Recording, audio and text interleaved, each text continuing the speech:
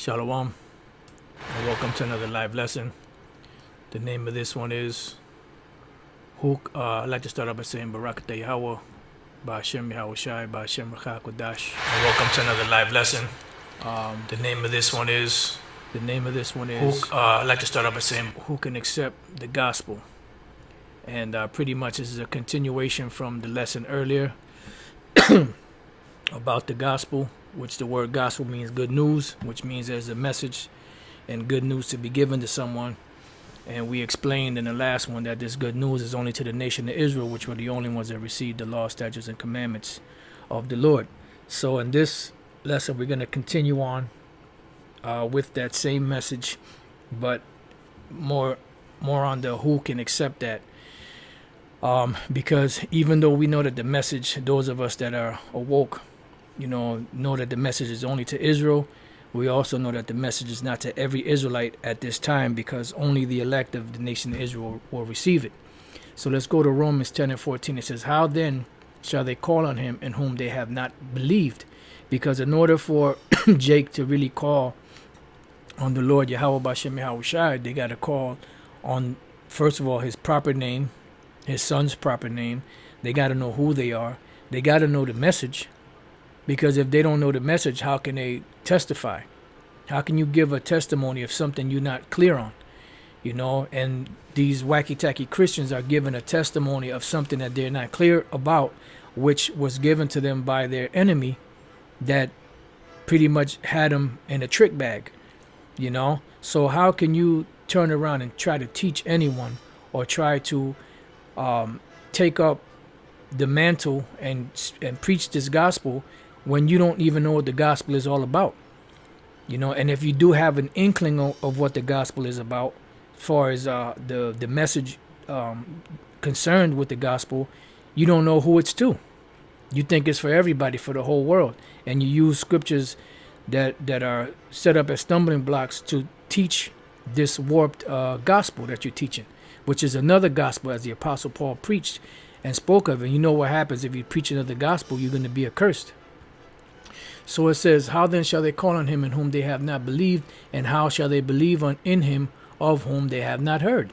And how shall they hear without a preacher? So you have to have preachers, you have to have teachers, you have to have prophets, because the word preacher and prophet are synonymous. So you have to have somebody that's inspired by Yahweh B'Shem Yahweh Shai to teach these things. Now let's go real quick to Jeremiah. Jeremiah chapter 3 and verse 15. And I will give you pastors according to mine heart, which shall feed you with knowledge and understanding. So the Lord said he was going to give us the pastors, the preachers, the teachers, the prophets. So you can't, first of all, you have to know who you're praying to, what the message is, and you have to have been taught by a messenger that's sent by Yahweh B'Shem Yahweh Shai. It says, and how shall they preach? So how can you take up the mantle of preaching and go out there and teach the word, except they be sent? And if you're not sent, what did the Lord say? They be blind leaders of the blind, leave them alone, for they shall both fall in the ditch. If this house isn't built by the Lord, it's going to come to nothing. It's being built. Those different houses you see out there of these religions, they're being built in vain. They're being built with what the scriptures call untempered mortar. And that untempered mortar is not going to stand. It's not going to hold. It may look pretty on the outside, but if it's not structurally sound, what's going to happen? It's going to fall apart because the foundation is not sure. The foundation is sand, which is these different religions are comparable to sand. These different ideologies are comparable to sand. They're not built upon the foundation, which is that cornerstone, which is Yahweh Shai. You see? So they don't have the foundation at the bottom of the building to hold it up. So what happens when your foundation is not secure and safe? It falls apart. It says, as it is written, how beautiful are the feet of them that preach the gospel of peace.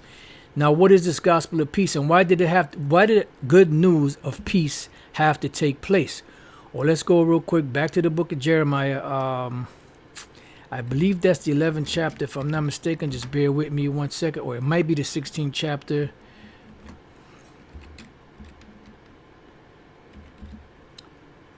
Nope. So let's try Jeremiah 16.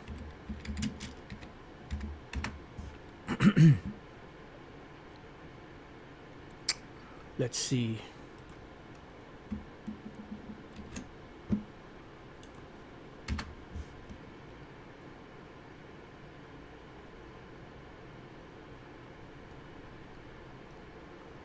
Here we go. Jeremiah 16:5. For thus saith the Lord Yahweh Bashem El Shai, enter not into the house of mourning, neither go lament nor bemoan them, for I have taken away my peace from this people. What people? The Israelites, saith the Lord, even loving kindness and mercies. Those tender mercies of David, the Lord took them away from the nation of Israel. So this message is to the nation of Israel. The peace was taken away from the nation of Israel, the so-called Negroes, Latinos, and Native American Indians. So when we dealing with the gospel of peace, which the Apostle Paul is speaking of, that we preach, we're preaching the gospel of peace to those whom peace was taken away from, the nation of Israel. See, so if you're going to teach the message, you got to understand what the message is and who the message was sent to. Because if you have a messenger is sending a message to a particular individual. That's why you had kings that would take and write certain decrees or orders or laws, and they would stamp it with their with their signet, and say, look, this is going to be sent to such and such lord, such and this person or that person, or this region or that region. So if you're going to teach the message, which is the gospel, which is the good news, you got to know who the message is to. It says, and bring glad tidings of good things. Why? Because what does it benefit someone to receive good news if they have everything? You know, if you're trying to tell somebody, look, you're going to be delivered out of the condition that you're in, but this person is rich to have no need of anything, what do they need to be saved from? What nation on the planet Earth needs more salvation than the nation of Israel, the so-called Negroes, Latinos, and Native American Indians? None. No other nation.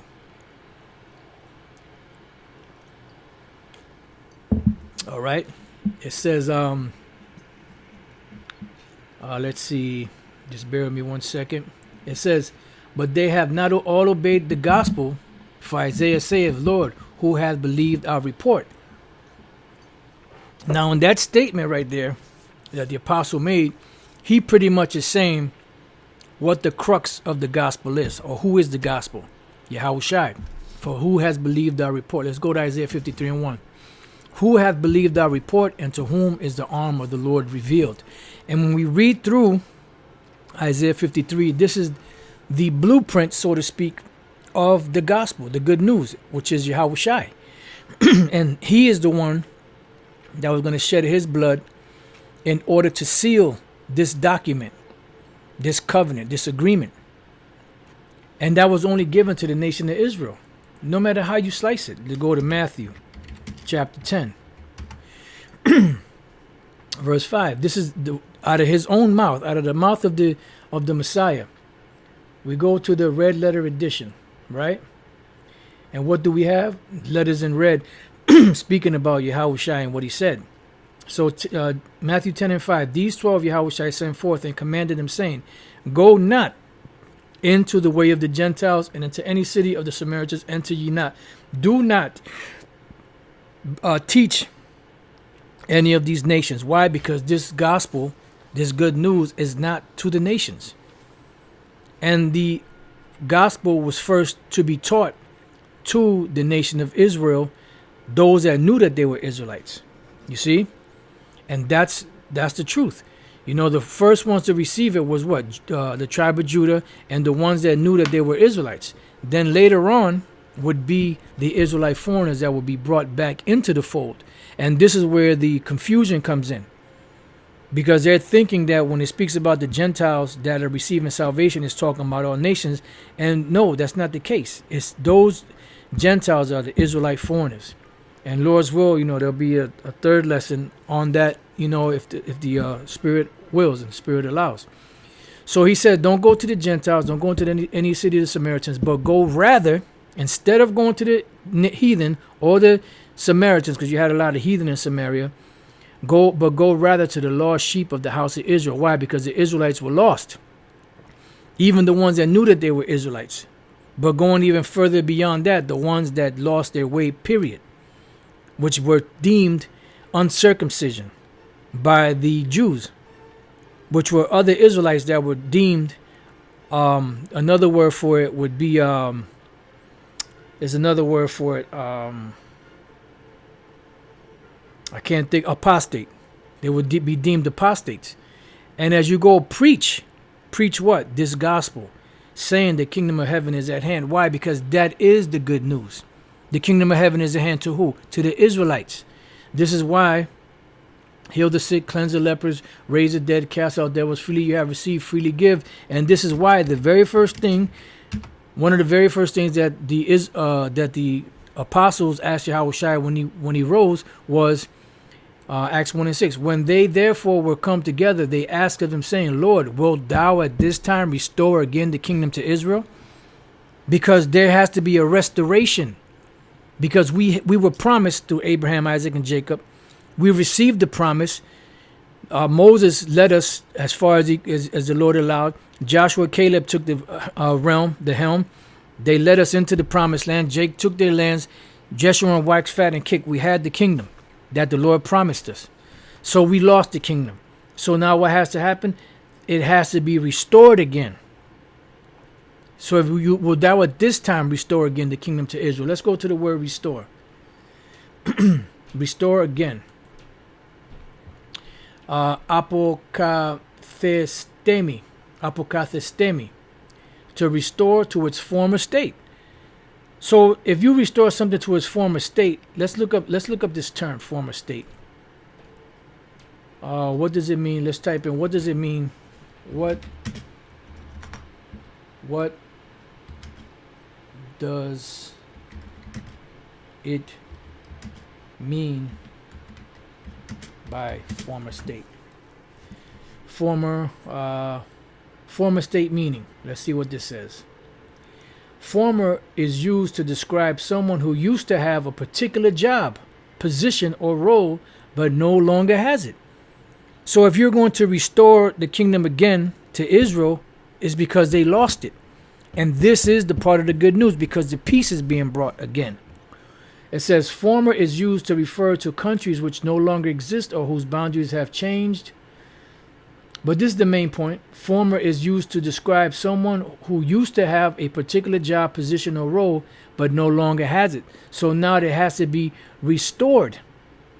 And that's what we're reading here under restoration, to restore to its former state, to be in its former state. So what is that? To have Israel be in the kingdom again. So the apostles are asking if the Lord is going to redeem or restore again the kingdom to Israel. Why? Because that was the gospel. This is what they're teaching.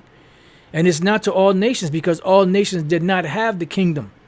So all nations cannot be restored back the kingdom. All nations cannot be reconciled. All nations cannot receive the gospel of reconciliation, because they were never a part of the pie in the beginning. You can't receive, or you can't be a part of something you were never a part of in the beginning, from the get-go. And they're not going to stop, because I was going to say stop the nonsense, stop teaching that garbage, but they're not going to stop teaching that, because that's something that's ingrained and embedded in them. You know, and they're going to keep teaching that, but we're going to keep teaching the truth. All right, so now let's go back. It says, let's read that again. And how shall, Salakia, but they have not obeyed all, you know what, let's go back to Isaiah 53.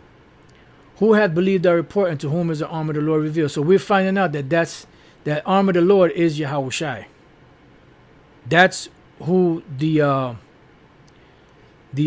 gospel of the good news is all about. Let's go from there to 2 Timothy chapter 1 and verse 10, just straight to the point. But is now, matter of fact, 2 Timothy 1 and 8. Be not thou therefore ashamed of the testimony of our Lord, nor of me his prisoner, but be thou partaker of the afflictions of the gospel, according to the power of the Most High. Why? Because the affliction of the gospel leads to everlasting life. You know, this is a part of dealing with it. The scriptures say that he that has suffered in the flesh has what? Ceased from sin, which is dealing with Yahushua, you know, and then ultimately it passes on to us. It says, who have saved us and called us with an holy calling. So this is a holy calling. That's why the name of this lesson is, who can accept the gospel? Well, the quick answer to that is only the ones that were called. Or should I say only the ones that were given this in the beginning. You see? Who have saved us and called us with an holy calling. Because many are called, but few are chosen. So only the elect of the nation of Israel can receive this. So if all of Israel can receive it, how in the hell can all nations receive it? Not according to our works, but according to his own purpose and grace, which was given us in Yahushua HaMashiach before the world began. So this, what we have, is a predestination before the world even began. That's why when you hear people say, well, I went to church the other day and girl, the pastor, he preached a sermon. He preached that sermon so good that I gave my life over to Jesus. First of all, you don't give your life to the Lord. The Lord chooses you. If the Most High draws you, if the Most High gave you to him. And if you notice that a lot of Israelites that are in these plantation Christianity churches are all women. Because that plantation Christianity doctrine that's being taught is a woman philosophy. It's a Queen of Heaven philosophy. And that's why the majority of people that it caters to are these women. Look in these churches. You don't see a lot of, you see Jake men, but a lot of them are homosexuals, in the closet homosexuals, outwardly homosexuals, but the majority are women. And the vibration in these churches is a womanly vibration.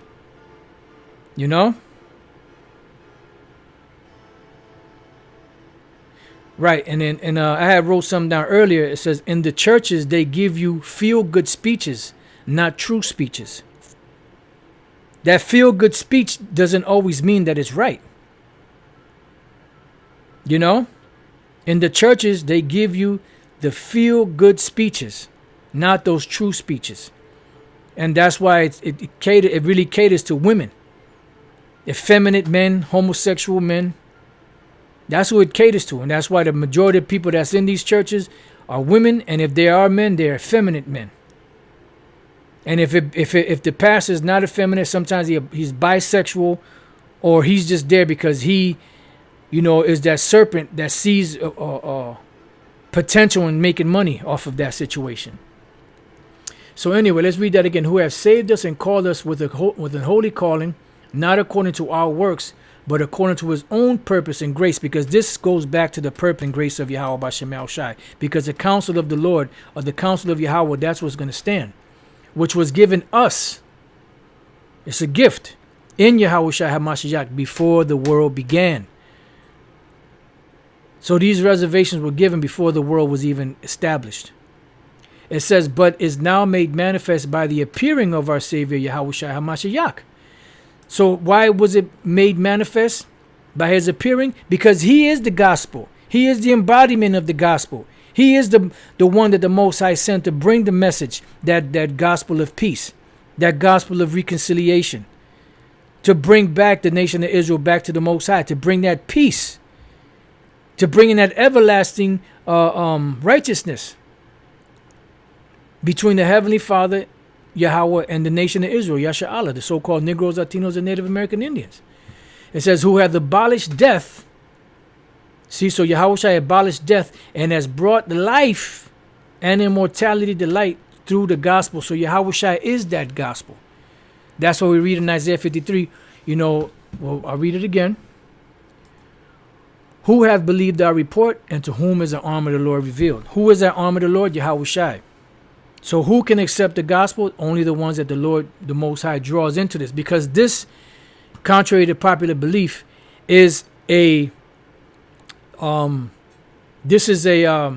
spiritual calling.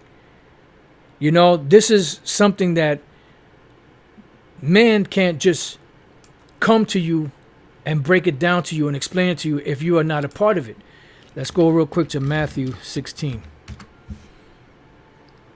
Let's go to Matthew 16 and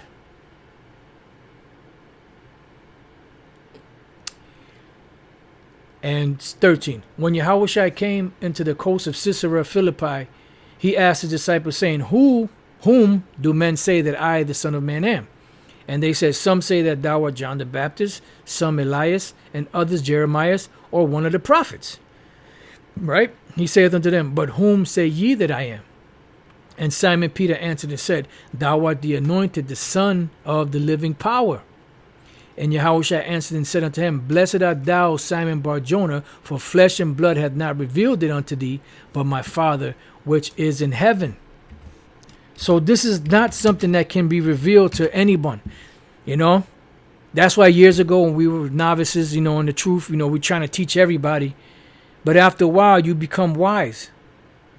You learn when to speak and when not to speak. You learn to pick your shots. You're not just throwing any just punches in the air, like the Apostle Paul said. I'm not beating at the air when I'm teaching this. You know, in so many words, you learn how to pick your shots. You become seasoned. You're able to see better in the ring. You know, you see the punches coming. You can duck the punches. You can weave, you know, bob and weave away from the punches. And you could throw counter punches. Or you could throw, you know, the right combinations in the ring. You know, and this comes with experience. So this is St. John 3 and 27. It says, John answered and said, a man can receive nothing except to be given him from heaven. So this has to come down from heaven, because this is the place where this knowledge is stored. This is the place where this knowledge is coming from. That's where the inspiration is coming from the throne of Yahweh, by Hashem Yahushai, by Hashem Rakakodash. All right, so now let's go to Revelation 14 and 1. And I looked, and lo, a lamb stood on the Mount Zion. Who is the lamb? Yahushai. Who's the Mount Zion? The Israelites, beginning with the governing body, which is the 144,000. And with him, 144,000, having his father's name written in their foreheads, which, when you go to different translations, is the Most High's name and Yahushai's name written in their foreheads. So the mountain of Zion represents the people of Zion, the top government. Yahushai being the top, the 144,000 being those governors, so to speak, over the nation of Israel, right? And I heard a voice from heaven as the voice of many waters and as a voice of great thunders. And I heard the voice of harpers harping with their harps. And what does this voice represent? Those harps harping with their harp. It represents a lovely song, this music where we're singing. The script, the things that we're singing down here on the earth. This song that's being sung. And they sung as it were a new song before the throne. Why? Because all those other songs have been already sung. Plantation Christianity, Islam, you know, Egyptology, the Moorish science, and all them different 5%er, and all those other different philosophies and religions, Roman Catholic Church, all of that song has been sung. But this song hasn't been sung. This is the new song. And if you inspect all of these different religions out here and their messages to the whole world, we're the only ones that teach different. We're the only ones that teach exclusivity. We're the only ones that teach that it's only for the nation of Israel, only for one nation, the so-called Negroes, Latinos, and Native American Indians, and wherever Israel may be scattered, whatever they look like. It says, and they sung as it were a new song before the throne and before the four beasts and the elders, and no man could learn that song but the 144,000 which were redeemed from the earth. This is a message. These are they which were not defiled with women, meaning these different philosophies, plantation Christianity, and every philosophy that stems from that, and other philosophies outside of that. It says, for they are virgins, meaning that they are untouched by these philosophies. I have reserved 7,000 men that are not bowed the knee to Baal, which is what the Lord said. These are they which follow the Lamb whithersoever he goeth. So no matter what, they follow the Lamb wherever the Lamb goes. They follow his voice. My sheep hear my voice and they follow me. It says, these were redeemed from among men, being the first fruits unto the Most High and to the Lamb. Right? And in their mouth is found no guile, for they are without fault before the throne of the Most High. Why? Because they hold the everlasting gospel. Now, how is this gospel given? Well, let's read on. And I saw another angel fly in the midst of heaven. So there's an angel that's flying in the midst of heaven, having the everlasting gospel to preach unto them that dwell on the earth. So the Most High is giving this angel this gospel to spread it out abroad upon the men that are supposed to receive it, the teachers, the prophets, apostles and teachers, and men that are to teach this word to every nation and kindred and tongue and people. Why? Because the nation of Israel is scattered throughout the four corners of the earth. The elect are scattered throughout the four corners of the earth. So this angel is the one going around giving the sense, to those that are to receive this message. And the Lord has the angels coming down ministering to the ones that are to receive salvation and allowing the understanding of the gospel to enter into their mind, to accept it, to be sealed by it. Why? Because they are the elect. It says, saying with a loud voice, fear the Most High and give glory to him, for the hour of his judgment is come, and worship him that made heaven and earth and the sea and the fountains of waters. So we're to worship Yahweh B'Shem El Shai because he's the one that's given this gospel of peace to preach, that opened up our minds to accept it, to teach it. And we all pray fervently that we can maintain to the end. Because truly, in maintaining to the end, giving diligence unto the end, will make our calling and election sure. All right, now, let's go from there. Let me just scroll this up right there. Let's go from there. Oh, you know what? Now, let me scroll back.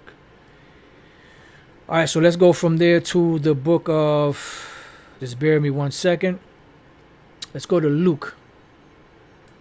Let's go to Luke chapter 1. Luke chapter 1. And we're going to go straight to the point. In verse 19. And the angel, this is an angel. You know the angel's name? It's an inside joke. And the angel answered, and the angel answering said unto him, this is dealing with the angel speaking to Zacharias, which was John the Baptist's father.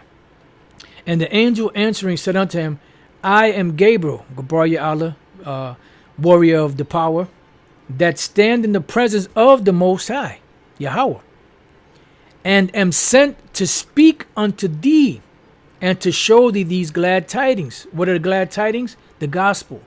So the angels bring this message. The angels them bring the glad tidings. And what is that? Euangelizo, which is a variation of euangelion, which EU is good, and then angelos is message, messenger, angel. So the good message or the good angel, the good messenger or the good message, glad tidings, is given to who? To the nation of Israel, but only the elect of the nation of Israel. And the angels carry that message to give to the men that the Lord hath chosen. That's heavy, man. All right, so now from there, let's go to the book of 1 Peter, the 1st chapter, and the 10th verse. It says, of which salvation, matter of fact, Salaki, 1 and 9, receiving the end of your faith, even the salvation of your soul. So when does salvation come? At the end. He that endureth to the end, the same shall be saved. No one is saved on the planet. You have those that are sealed, that will be saved, but we don't know who they are. So that's why the Apostle Peter said, give diligence and make your calling and election sure. So receiving the end of your faith, even the salvation of your souls, of which salvation the prophets have inquired and searched diligently, who prophesied of the grace that should come unto you. What's the grace? Yahweh Shai, the gospel. The main focus of the gospel is around Yahweh Shai.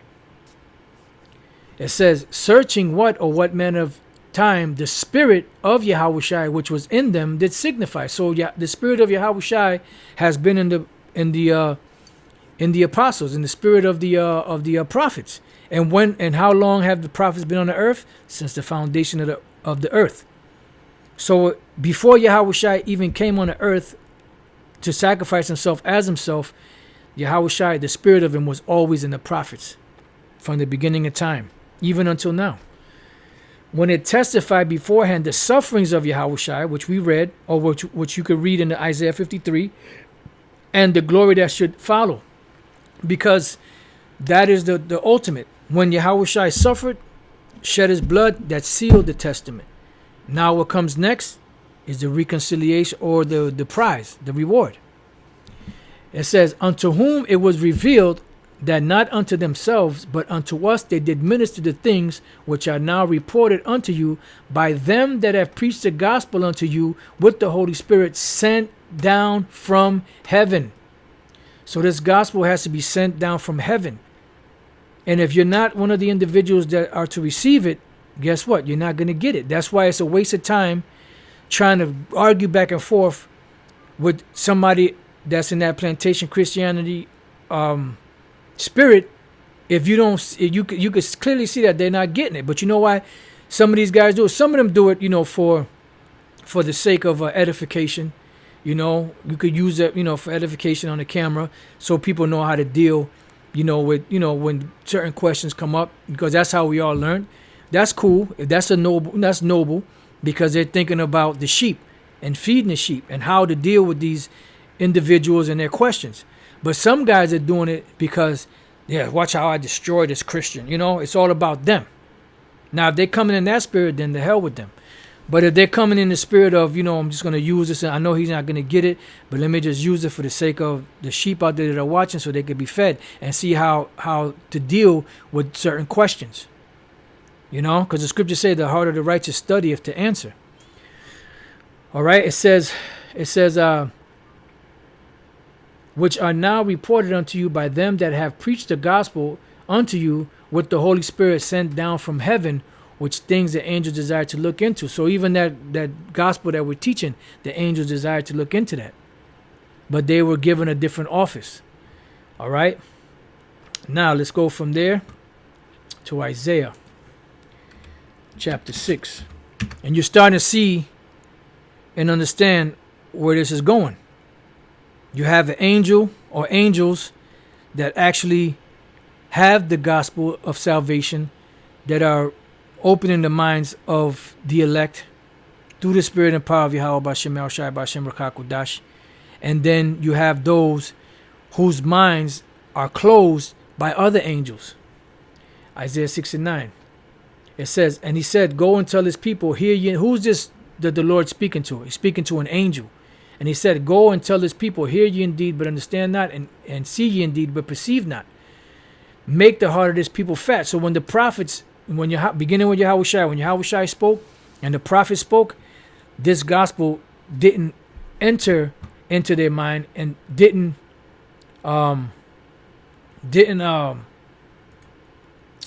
what's the word I'm looking for? Didn't benefit them. Why? Let's go to Hebrews 4:1. 2. For unto us was the gospel preached. Matter of fact, let me start at 1. Let us therefore fear, lest a promise being left us of entering into his rest, because that's what it's about. That's what salvation is about, entering into rest. Any of you should seem to come short of it, for unto us was the gospel preached, as well as unto them.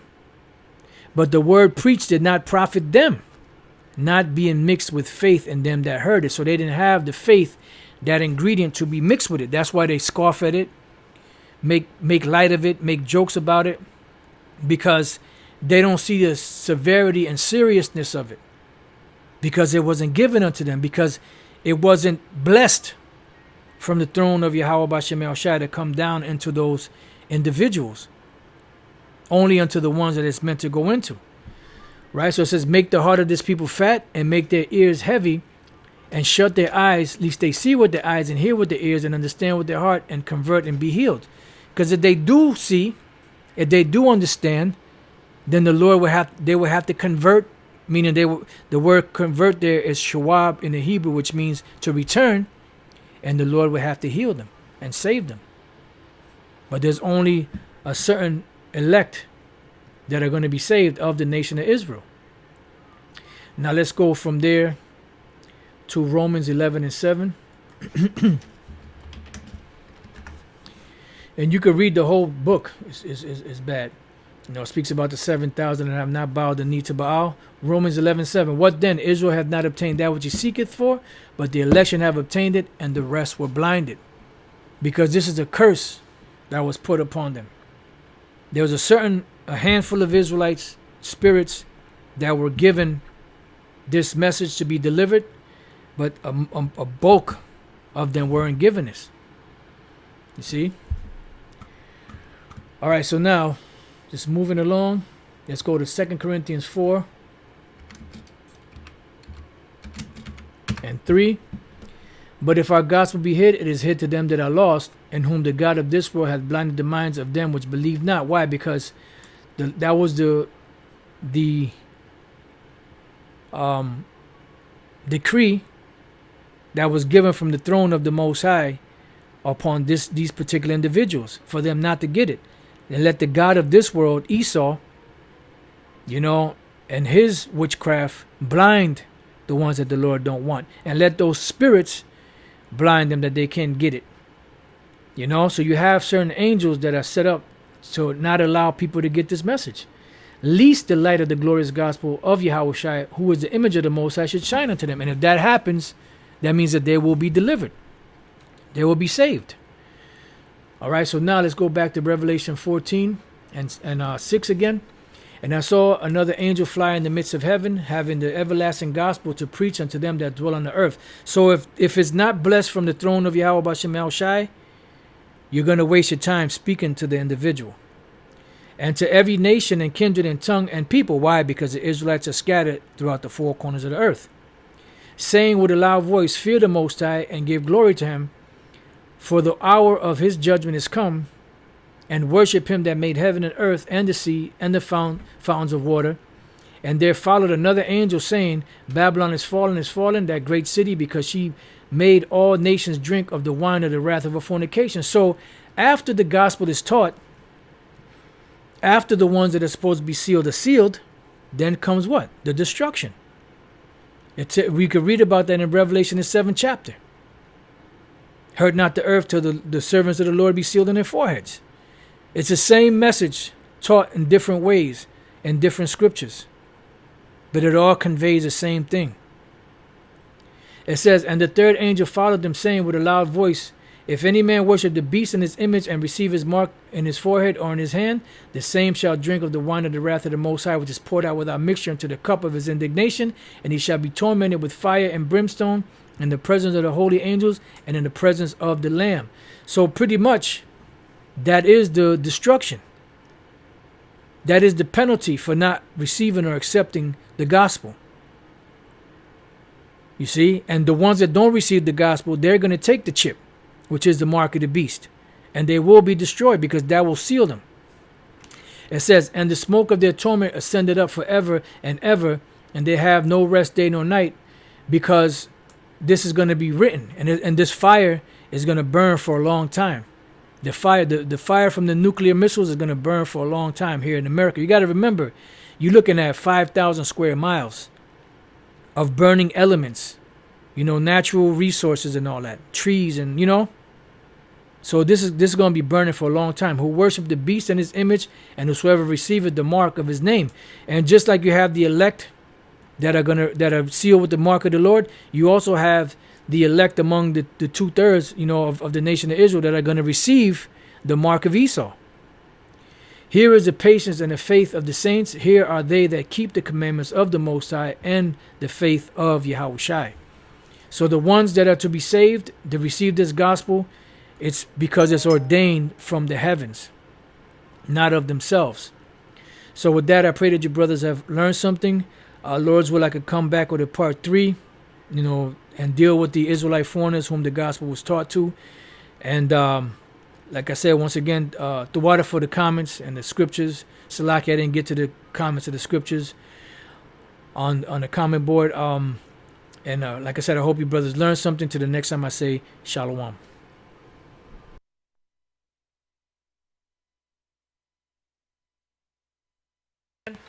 And I saw another angel fly in the midst of heaven, having the everlasting gospel to preach unto them that dwell on the earth. So if it's not blessed from the throne of Yahweh Bashem El Shai, you're going to waste your time speaking to the individual. And to every nation and kindred and tongue and people. Why? Because the Israelites are scattered throughout the four corners of the earth. Saying with a loud voice, fear the Most High and give glory to him, for the hour of his judgment is come, and worship him that made heaven and earth